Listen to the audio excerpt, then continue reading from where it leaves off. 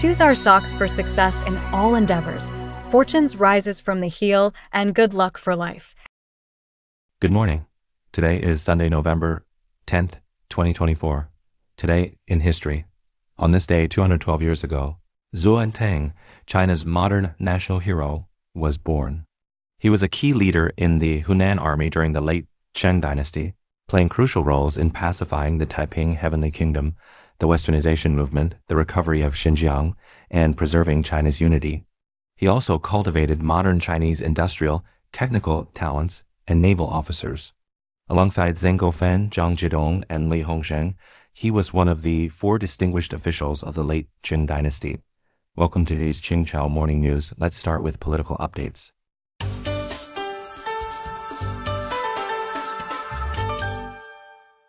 Cambodia raises $26 million to support border infrastructure development. Cambodia-China Times reported that the fundraising event for Cambodia's Border Infrastructure Development Foundation recently concluded successfully, with over 720,000 participants and donations exceeding $26 million. Prime Minister Hun Manet announced that the funds will be used to build infrastructure, such as the Border Ring Road. To ensure transparency, a working group will supervise the fund's operation. Since 1994, Cambodia has built 1,300 kilometers of border roads, with another 1,300 kilometers remaining. Hun Manet expressed confidence that the project will improve living conditions and promote regional development.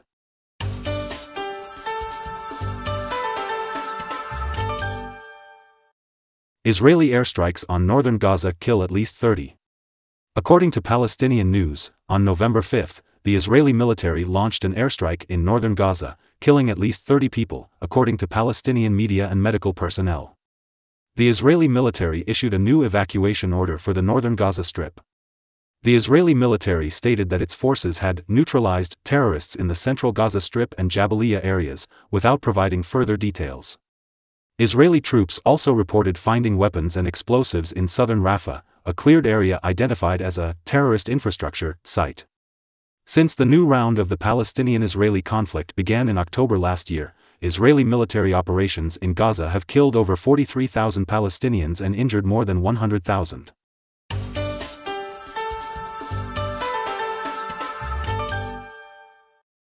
Indonesia's Q3 economic growth slows to below 5%. According to Bloomberg, on November 5, Statistics Indonesia reported a 4.95% year-on-year GDP growth in the third quarter, lower than the 5% forecast by 32 economists and down from 5.05% in the second quarter. Analysts noted that although Indonesia's growth rate is among the best in Southeast Asia, cracks in the manufacturing sector could threaten employment and consumer spending. Labor-intensive industries, especially clothing and footwear, have been hit by a sharp decline in overseas demand and an influx of cheap imports, leading to factory closures and a debt crisis. OpenAI in talks with regulators on transition to for-profit status. According to Bloomberg, on November 5, sources familiar with the matter said OpenAI, valued at $157 billion, is in preliminary talks with the California Attorney General's office regarding a change in its company structure. The process is expected to involve scrutiny of how OpenAI values its intellectual property, including the ChatGPT app. OpenAI, founded in 2015 as a non-profit research organization with the mission to create safe and beneficial AI, is considering a shift to a more traditional for-profit model. This change is seen as more attractive to investors, but it raises concerns about whether the company is staying true to its original mission.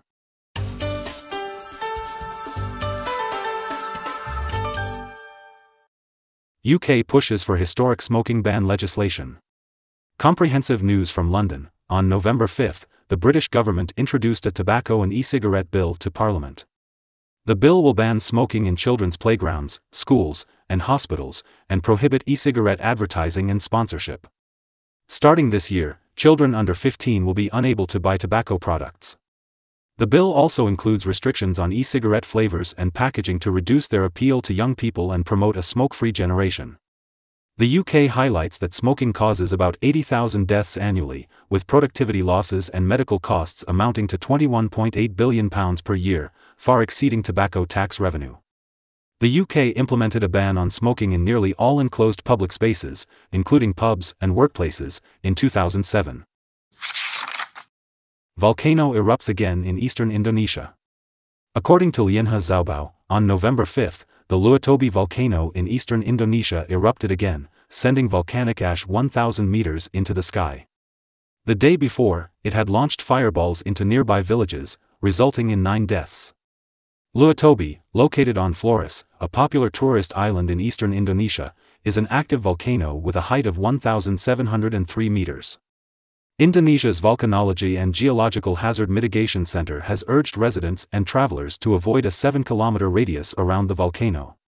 Authorities are collecting data on evacuees and damaged buildings.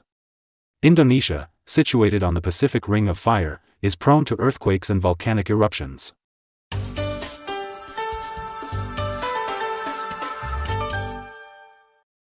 Japan launches first wooden satellite into space.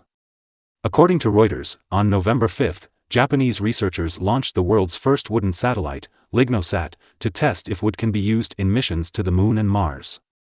Developed by Kyoto University and Sumitomo Forestry, it was sent to the International Space Station via a SpaceX rocket and entered orbit 400 kilometers from Earth. The satellite is made from Japanese magnolia wood using traditional techniques, without screws or adhesives.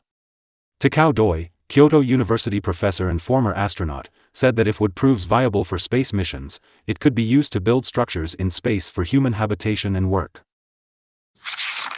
Xinhua Finance reported that recently, crude oil futures on the Shanghai Futures Exchange rose 0.49% in night trading, closing at 538.3 yuan per barrel. That's all for today's Qingchao Morning News. Thanks for watching. Join us at the same time tomorrow.